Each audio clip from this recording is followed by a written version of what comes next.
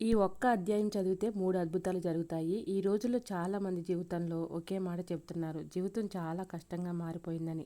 కొంతమందికి అప్పులు పెరిగాయి. ఎంత పని చేసినా అప్పులు తగ్గడం లేదు. కొంతమందికి ఉద్యోగ సమస్య. రోజు ఇంటర్వ్యూలు తిరుగుతున్నా పని దొరకడం లేదు. కొంతమందికి పిల్లల చదువు గురించి ఆందోళన. మన పిల్లలు ఎలా చదువుకుంటున్నారు? వారి భవిష్యత్తు ఎలా ఉంటుందని రాత్రులు నిద్ర కూడా పట్టడం లేదు. ఇంకొంతమంది ఇంటి కళతో మరి బాధపడుతున్నారు. మనకు ఒక చిన్న ఇల్లు ఉంటే బాగుండేదని సంవత్సరాలుగా ఆలోచిస్తున్నారు. ఇంకొంతమంది జీవితంలో గర్భం రాక బాధ. మరికొంతమంది కుటుంబాల్లో తాగుడు అలవాటు వల్ల సమస్యలు. ఇది మరి ఇలా చూస్తే ప్రతి ఇంట్లో ఒక బాధ, ప్రతి మనిషి హృదయంలో ఒక గాయం ఉంది. బయటకు నవ్వుతూ కనిపించిన లోపల చాలామంది నిశ్శబ్దంగా ఏడుస్తున్నారు. కానీ ఒక నిజం, మనుషులు వదిలేసిన చోట దేవుడు మొదలు పెడతాడు. నీవు ఓడిపోయానని అనుకున్న చోట దేవుడు నీ గెలుపును కథ రాస్తాడు.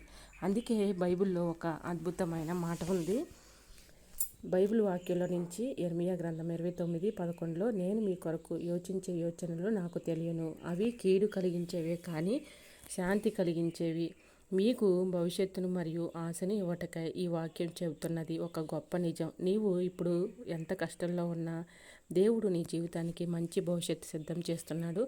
మరి చిన్న ఉదాహరణ అయితే మీకు చెప్పబోతున్నానండి. వీడియోని అక్కడ కూడా స్కిప్ చేయకుండా చివరి వరకు చూడండి. ఈ ఉదాహరణ మరి స్టోరీ చెప్పుకునే ముందు చిన్న రిక్వెస్ట్ అండి. ఇంతవరకు మన ఛానల్ ఎంతగానో ఆదరించి ముందుకు తీసుకెళ్తున్న ప్రతి ఒక్కరికి కూడా చాలా చాలా థ్యాంక్స్ అండి. మన ఛానల్ ఎంతగా ఆదరిస్తున్న ప్రతి ఒక్కరికి కూడా చాలా చాలా థ్యాంక్స్ అండి. మరి ప్రతి ఒక్కరు కూడా కమెంట్ చేస్తున్నారు, సిస్టర్ మీ మెసేజ్ చాలా బాగుంటున్నాయి, ఇలాంటి మరి మాకు ఇంకా ఇన్స్పిరేషన్గా మంచి మంచి వీడియోస్ చేయండి అని కమెంట్ చేస్తున్నారు. చాలా చాలా థ్యాంక్స్ అండి. ఆ దేవునికి మహిమ కలుగును గాక.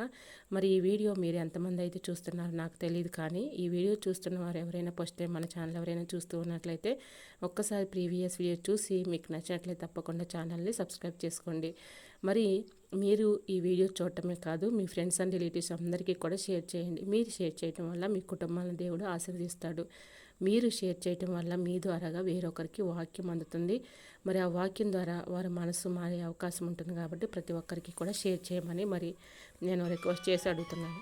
ఒక కుటుంబం ఉంది. ఆ కుటుంబంలో తండ్రి అప్పుల్లో కూరుకుపోయాడు. చేసే పని సరిగ్గా జరగడం లేదు. ఇంట్లో గొడవలు, పిల్లల చదువులు ఫీజులు చెల్లించలేకపోవడం, రోజు తాగి ఇంటికి వచ్చి బాధపడేవాడు. ఒకరోజు అతని భార్య చెప్పింది, మన సమస్యలకు మనుషులు పరిష్కారం కాదు, దేవుడే పరిష్కారం. అందుకే వారు ప్రతిరోజు ఒక అధ్యాయం చదవటం మొదలుపెట్టారు. మొదట్లో ఏ మార్పు కనిపించలేదు.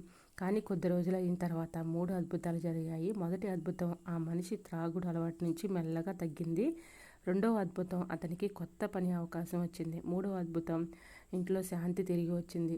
ఆ కుటుంబం అర్థం చేసుకుంది, దేవుని వాక్యం మరి జీవితం మరి మార్చుతుంది. ఈ అధ్యాయం చదివితే 3 అద్భుతాలు జరుగుతాయి. ఈరోజు నువ్వు విశ్వాసంతో దేవుని వాక్యం చదివితే నీ మనసులో మొదటిదిగా నీ మనసులో శాంతి వస్తుంది.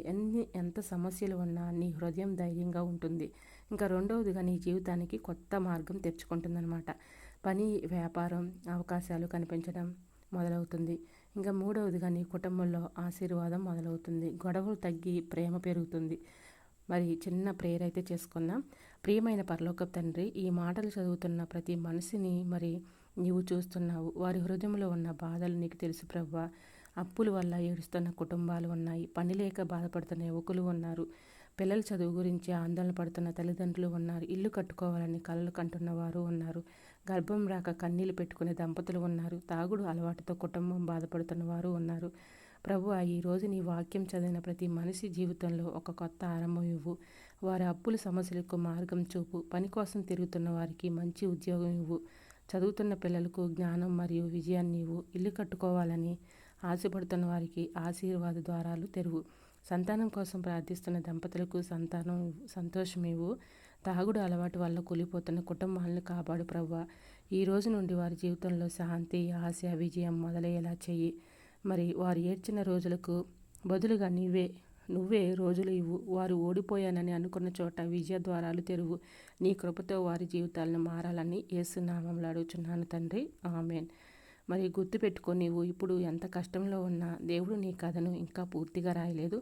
నువ్వు ఓడిపోలేదు. నీ గెలుపు ఇంకా ముందుంది. సో ప్రతి ఒక్కరూ కూడా మరి కృంగిపోవద్దు, ధైర్యంగా ఉండండి. దేవుడు ఖచ్చితంగా మీకు మార్గాలు తెరుస్తాడు. మరి ఎంతోమంది కమెంట్ చేస్తున్నారు కమెంట్ సెక్షన్లో, సిస్టర్ మాకు అప్పులు బాధలు ఉన్నాయి, జాబు రావాలి, మరి కుటుంబంలో ఆర్థిక కలహాలు ఉన్నాయి, గొడవలు ఉన్నాయి, మా కొరకు ప్రార్థించమని అందరూ కూడా కోరారండి. మీ యొక్క ప్రతి ఒక్క కామెంట్ కూడా చదివి ప్రార్థిస్తున్నాను. దేవుడు తప్పకుండా మీకు మేలు చేస్తాడు. ఇబ్బందులు పడవద్దు, దేవుడు తప్పకుండా మీకు మేలు చేస్తాడు. భయపడవద్దు, కృంగిపోవద్దు, ప్రతి ఒక్క అవసరత తీరుస్తాడు. మరి ఈ వీడియో నచ్చితే చూస్తూ ఉండగానే చిన్న లైక్ చేసి మీ ఫ్రెండ్స్ అండ్ రిలేటివ్స్ అందరికీ కూడా షేర్ చేయండి. మీరు షేర్ చేయటం వల్ల మరి మీ కుటుంబాలను దేవుడు దీవిస్తాడు, ఆశీర్వదిస్తాడు. ఎందుకంటే మీ ద్వారాగా వేరొకరికి వాక్యం అందుతుంది కాబట్టి, మరి వాళ్ళలో కూడా మార్పు రావచ్చు కాబట్టి, రాకడ అతి సమీపంగా ఉంది కాబట్టి దేవుడు ప్రతి ఒక్కరిని కూడా మరి మార్పు చెందాలనే ఉద్దేశంతో ప్రతి ఒక్కరికి కూడా మరి షేర్ చేయమని రిక్వెస్ట్గా అడుగుతున్నాను. మరి మీ కుటుంబాలను కూడా అలా షేర్ చేయడం వల్ల దీవిస్తాడు, ఆశీర్వదిస్తాడు. ఈ చిన్న వాక్యం దేవుని వెనుకల్లో దీవించును గాక. మరొక వీడియోతో మళ్ళీ కలుసుకుందాం. అంతవరకు దేవుని యొక్క మహాకృప మీ అందరికీ తోడై ఉండను గాక. ఆమేన్.